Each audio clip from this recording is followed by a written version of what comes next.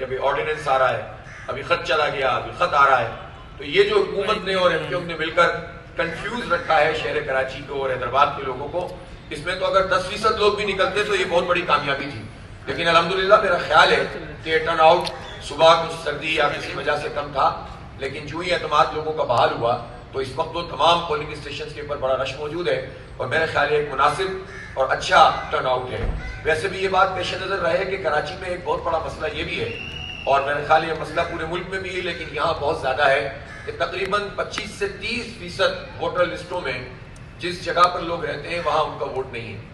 اور ظاہر ہے کہ یہ ایک ایسی چیز ہے جو آلریڈی ٹرن آؤٹ کو کم کر دیتی ہے. پھر غیر یقینی صورتحال ہو، پھر اس طرح کی سازشیں ہو رہی ہوں، بار بار التوا کا شکار ہو،